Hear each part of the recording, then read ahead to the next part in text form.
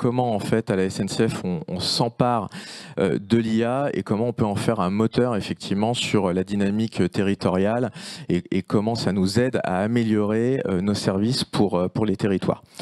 Alors en 30 secondes, vraiment, je vais juste revenir sur le groupe SNCF. La SNCF aujourd'hui, hein, c'est plus de 280 000 personnes dans le monde, 70 000 environ hors de France et un peu plus de 200 000 en France, qui sont répartis en plusieurs activités. La partie SNCF Réseau, qui permet de gérer les infrastructures, SNCF Gare et Connexion pour les gares, SNCF Voyageurs donc pour les opérateurs, TGV, Ouigo, TER, SNCF RLE, Rail Logistique Europe, qui intègre le fret. Et puis ensuite, on a deux grandes filiales, Keolis pour les transports urbains et Géodis pour le transport de fret également.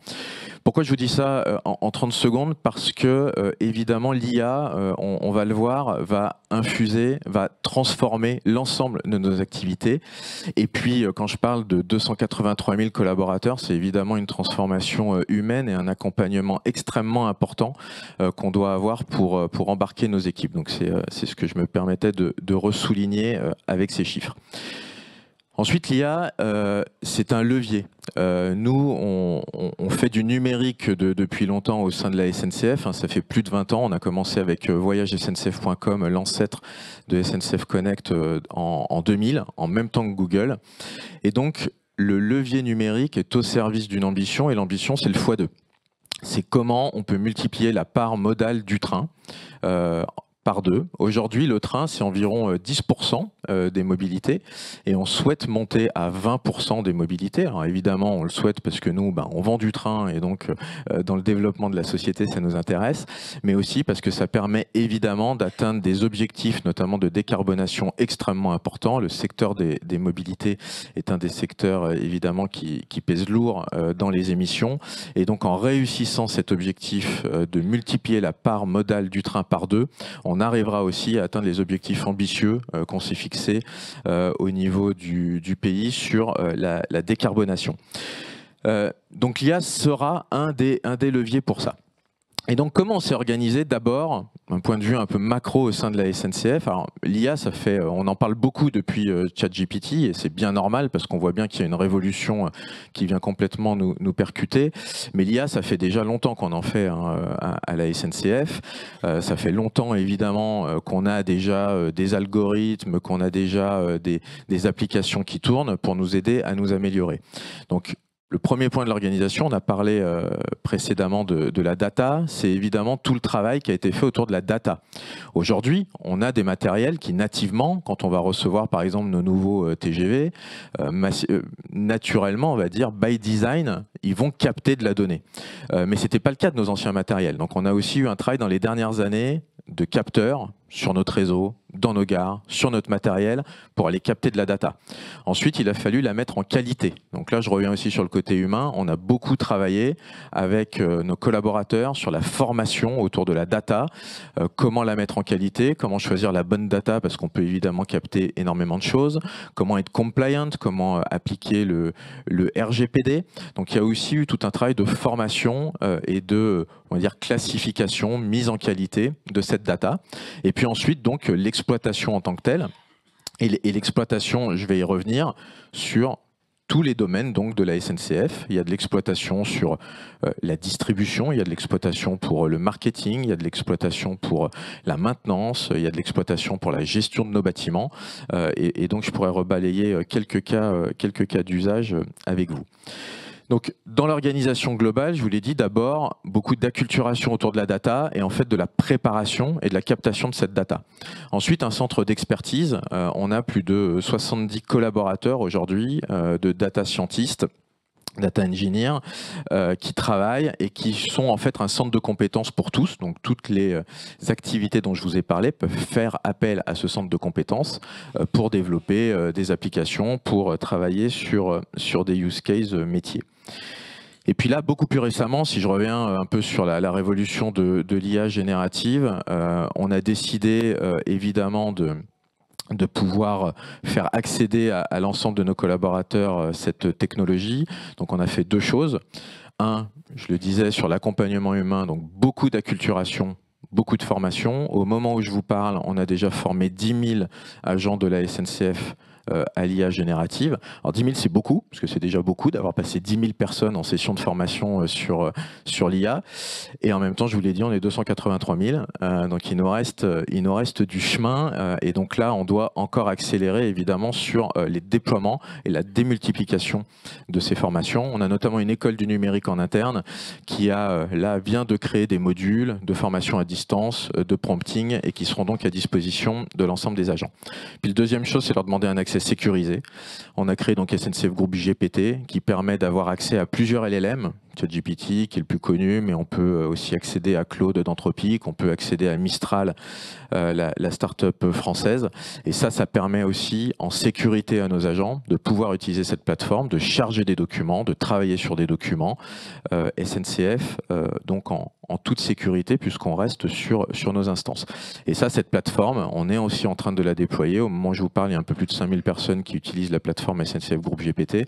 Et on la déploie, mais on la déploie avec formation. Parce que ce qu'on voit, c'est quand il y a la formation, on arrive à l'utiliser, on arrive à des résultats qui sont concrets. Et quand on n'a pas de formation, souvent, en fait, c'est pas magique, c'est pas simple. Et l'accompagnement est absolument primordial. Donc pour nous, ce côté humain est majeur. Donc ensuite, l'IA sur les use cases. L'IA sur les use cases, je vous l'ai dit, ça va taper tous les domaines et on revient sur les territoires. Nous, l'objectif, c'est d'améliorer le service, d'améliorer l'offre pour effectivement maximiser le train dans les territoires. Et donc là, on a des use cases sur notamment toute la partie industrielle. Donc on va retrouver ce qui est maintenance prédictive.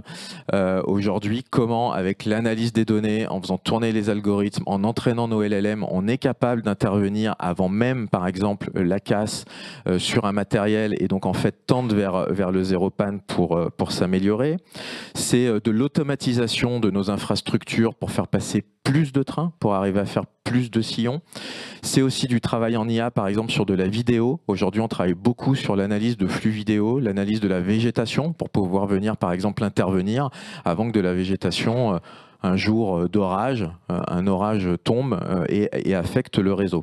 Donc on a vraiment de l'IA sur la partie infrastructure, gestion des bâtiments des gares, comme je le disais, analyse vidéo, par exemple, de la végétation, et puis après sur l'automatisation de centres de contrôle, par exemple, et l'automatisation évidemment de tout ce qu'on peut faire au niveau des aiguillages. On a mis aussi des capteurs sur nos aiguilles pour intervenir de la même façon dès qu'il y a un sujet et éviter de bloquer des trains. L'IA ensuite, elle est au service évidemment de l'expérience client. Si on veut arriver à ce x2, il faut donner aussi aux clients envie de prendre le train. Et donc, comment c'est au service de l'amélioration. Donc, l'amélioration, toujours pareil, sur la partie, on va dire, matérielle, si on a moins de panne, on a plus d'offres, on a plus de trains qui roulent et donc on arrivera à faire venir les clients. C'est aussi l'expérience, évidemment, avec nos interfaces, les chatbots, par exemple, sur SNCF Connect. La gestion de l'affluence, on a fait des choses avec l'IA sur les JO pour l'affluence autour, par exemple, du Stade de France et mieux comprendre la répartition, donner des indications pour les clients où se répartir sur le quai pour pouvoir mieux accéder au RER par exemple ou aux différents Transiliens. Donc on peut aujourd'hui, en entraînant nos algorithmes, avoir des effets sur la gestion des flux. Et puis on a lancé par exemple une application toute bête qui s'appelle Trad SNCF pour nos agents. On avait des clients du monde entier et donc on a lancé une application en 130 langues en temps réel où là en fait le client pouvait exprimer sa demande devant l'agent directement sur son device, ça traduisait automatiquement et inversement. Et nos agents ont pu avoir plus de 200 000 conversations temps réel avec notre application. Application qui, en fait, vous allez me dire, il existe des Google Translate, etc. Oui, mais quand vous le faites en fait en temps réel, dans une gare, avec le bruit derrière, des clients étrangers qui prononcent Versailles Chantier, etc. Il a fallu qu'on entraîne en fait nos LLM avec tous les noms des gares Transiliens, de la SNCF, qu'on prenne en compte un certain nombre d'éléments pour que ce soit au plus juste. Et ça a été possible grâce à l'IA générative. Enfin, je finis puisque le temps passe vite. L'IA générative Avec les territoires, on est évidemment, je vous l'ai dit, très concerné sur la durabilité des actions qu'on fait. Et même si le train aujourd'hui est le mode de transport le plus décarboné, on doit encore travailler. Et on est le premier consommateur d'énergie en France. On consomme 10% de l'électricité industrielle.